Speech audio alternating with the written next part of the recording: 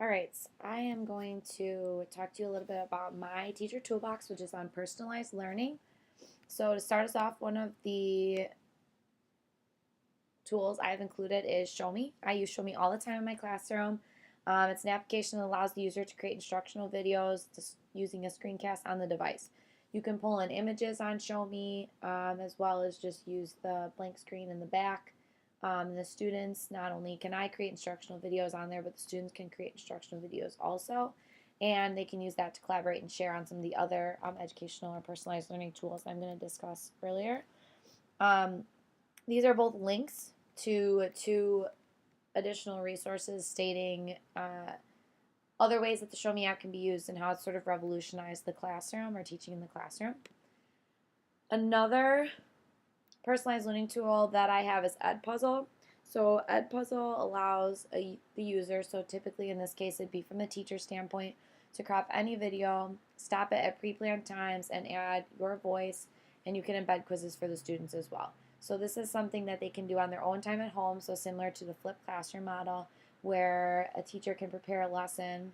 They can take something that's already created to hopefully cut down on that time piece. There's never enough of it.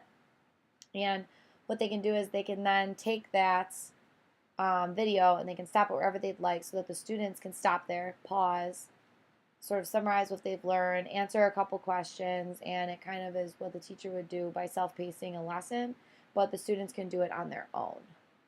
And then there's also an article and then a video here that describes a little bit more about Edpuzzle.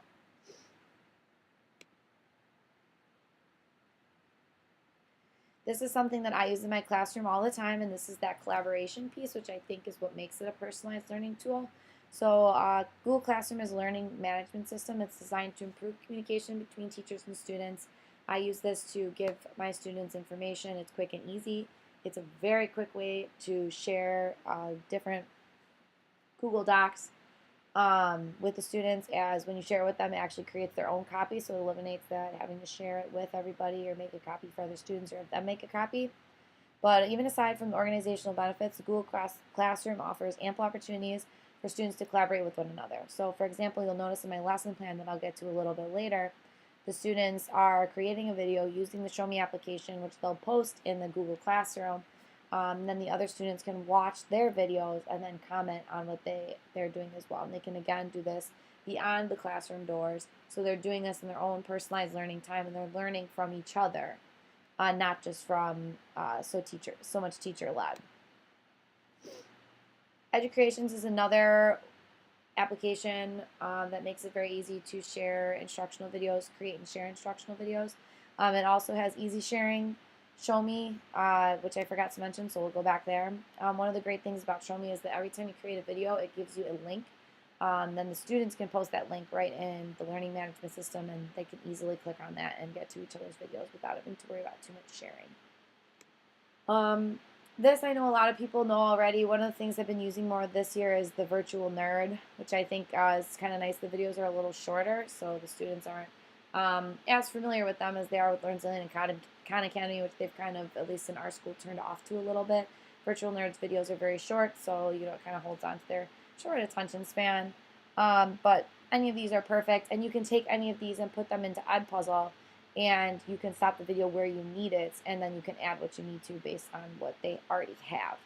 I added an article here about the pros and cons of a flipped classroom, because a lot of these lend themselves very well with these personalized learning tools that they go home and they can kind of self-pace themselves and decide, what they're learning at their pace on their own time, extending learning outside of the classroom walls. Finally, the very last thing I have here is my lesson plan. This lesson plan it's working with proportions. My students and I just actually did this recently. This is the technology standards here.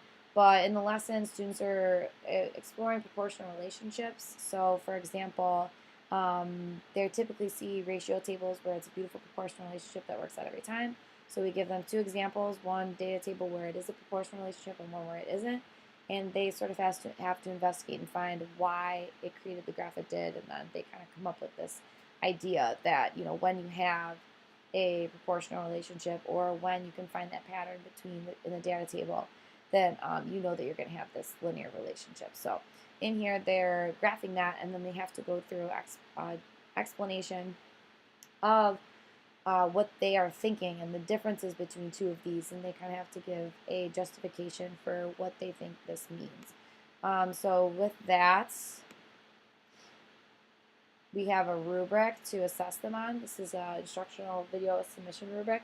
So they have to state their objectives, so the reason that they're doing what they're doing on there, which in this case would be to, investigate proportional relationships.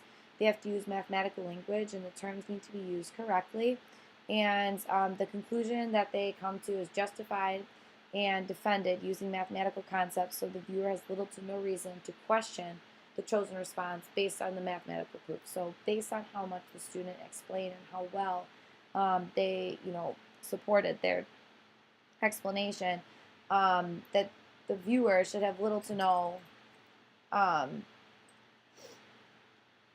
reason to question what they said. So let's go back to the website. So this is my teacher toolbox on let's go back to the home screen here, on my personalized learning.